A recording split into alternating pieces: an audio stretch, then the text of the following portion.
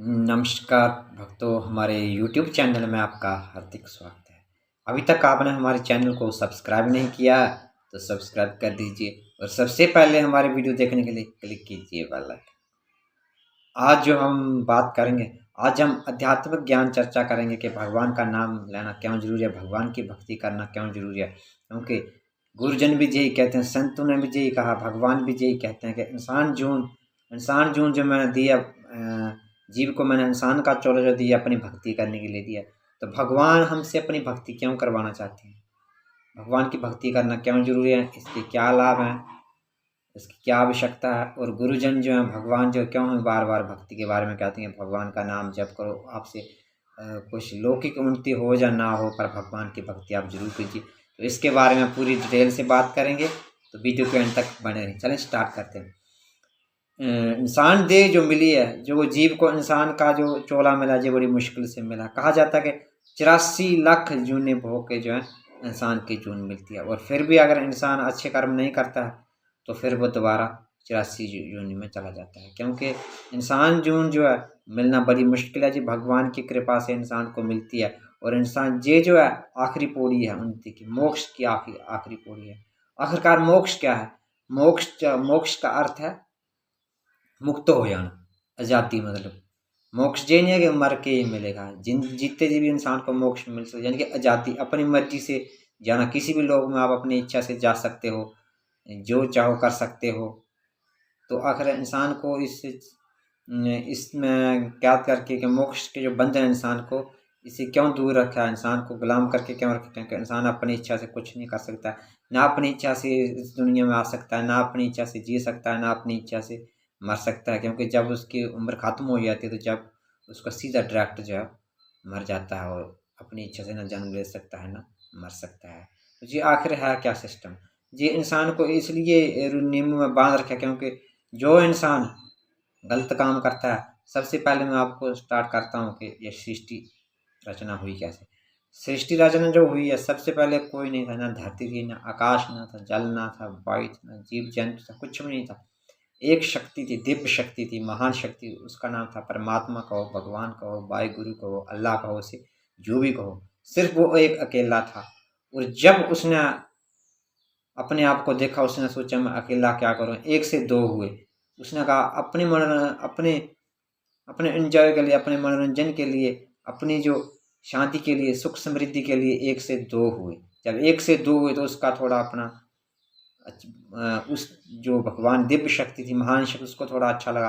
फिर उसने सोचा कि हम दो के और ज़्यादा करते हैं। फिर करते करते 100 हो गए, 1000 हो गए, लाखों हो गए। ये सारे जो थे सतखंड, सतलोक जिसे कहते हैं, वैकुंठ लोक, सतखंड जो भी है, वहाँ रहते थे, सारे इकट्ठे हो गए।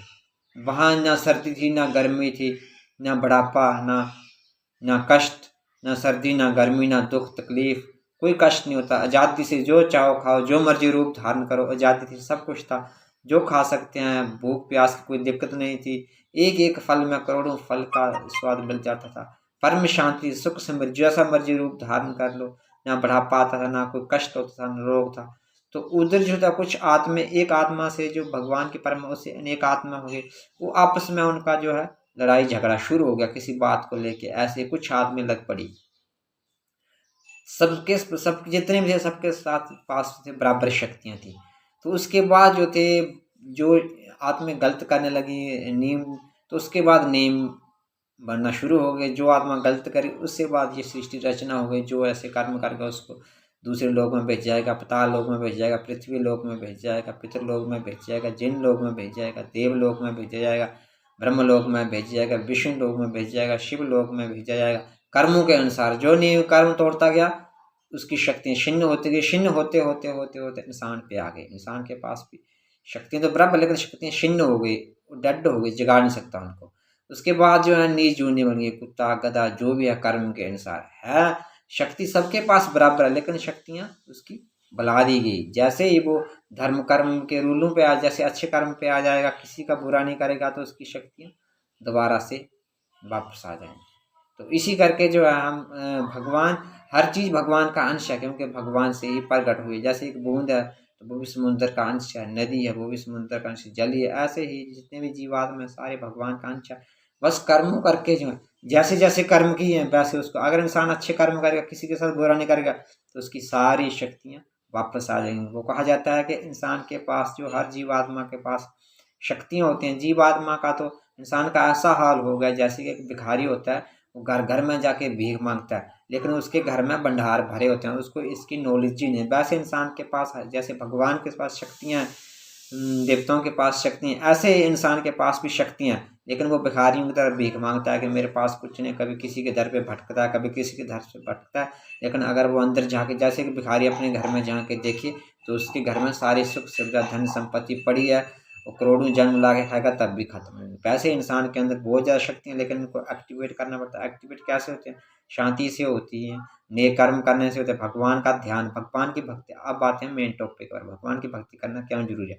क्योंकि इंसान जो है भगवान का अंश है, अपने आप को भूल गया है, अपने आप को भूल गया, जन्म मरण के चक्कर में पड़ गया, दुख दर्द में पड़ गया, माया जाल, माया उसको थपेड़े मार रही है, काम क्रोध लालच तमा मोह माया में उलझा रहता है, इससे ऊपर से कुछ भी नहीं दिखता, बस ज्यादातर तो उसको माया ही मारे। जैसे वो भगवान की भक्ति करेगा, तो उसको भक्ति कर कर करके, भगवान की भक्ति करना इसलिए जरूरी है, इसका भगवान को फायदा नहीं है।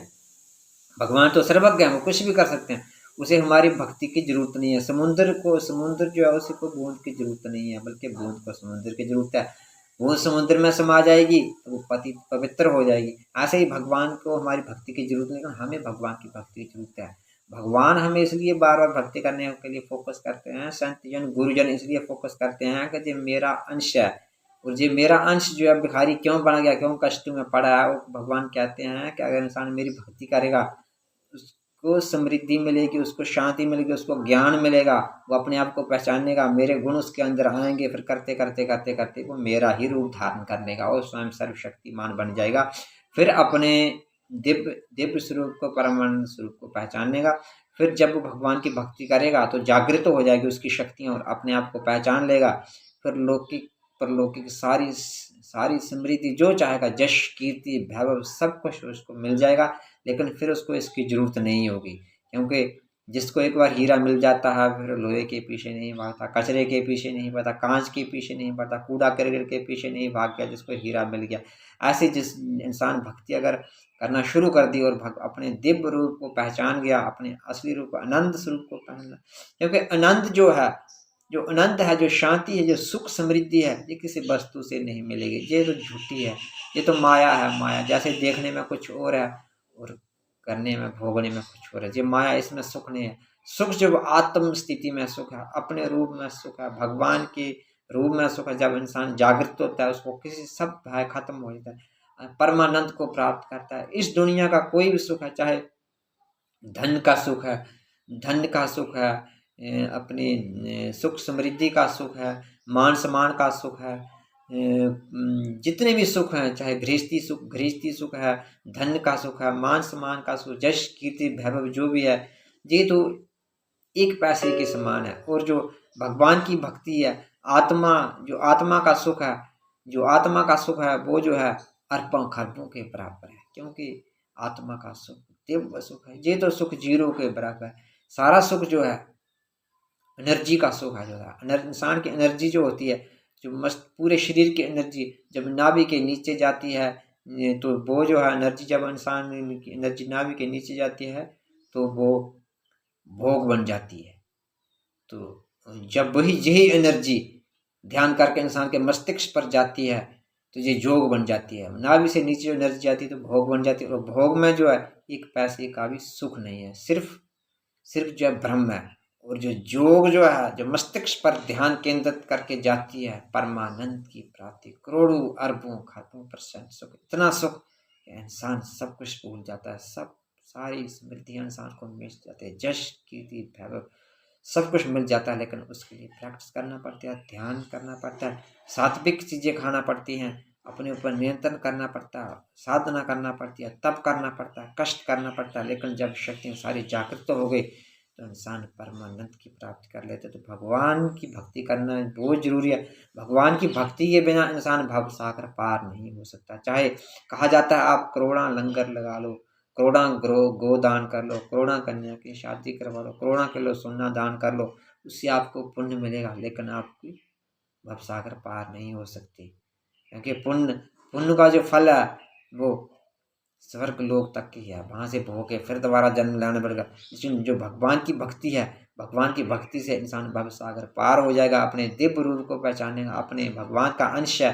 भगवान का अंश का अर्थ है कि इंसान जो है, जीव जो है स्वयं भगवान है, क्योंकि भगवान से प्रकट हुआ है। वो माया में फंस के अपने आप को भूल गया है, तो जब वो भक्ति करेगा भगवान की तो अपने आप को पहचानेगा, फिर उस भगवान में ही समा जाएगा, या अथवा भगवान का रूप धारण कर लेगा। फिर जीव आत्मा और परमात्मा में कोई अंतर नहीं रहेगा।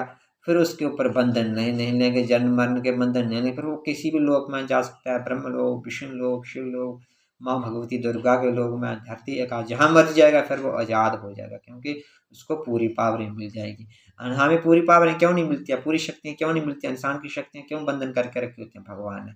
भगवान ने इंसान की शक्तियाँ इसलिए बंधन करके रखी होती हैं क्योंकि इंसान के पास थोड़ी सी पावर मिल जाती है तो वो गरीबों को दबाना शुरू कर देता है, दूसरों का हक मारना शुरू कर देता है। अगर इंसान को पूरी शक्तियाँ मिल गई तो तब तो वो ऐसे ही मार देगा लोगों को। इसलिए उसको शक्तियाँ एक्टिवेट नहीं की, जो काम, क्रोध, लालच, तमाम में सब कुछ जीत लेता है, तब भगवान उसको अपनी सारी शक्तियाँ प्रदान कर देती हैं। फिर वो मोक्ष मुक्त हो जाता है, जहाँ मर जाए, आज़ादी। मोक्ष का अर्थ है आज़ादी मिलना, सुख, समृद्धि, शांति, कुछ भी कर सकता है। फिर वो बस वो पापाचार ना करे, किसी का बुरा ना करे, बस फिर इंसान भगवान की भक्ति करना बहुत जरूरी है। भगवान की भक्ति के बिना इंसान भव सागर पार नहीं हो सकता। और वीडियो अच्छी लगी तो उसको शेयर कर दीजिए, और चैनल वीडियो को लाइक कर दीजिए और सब्सक्राइब कर दीजिए, और ऐसे अध्यात्म वीडियो में आपके लिए लाता है। जय माता।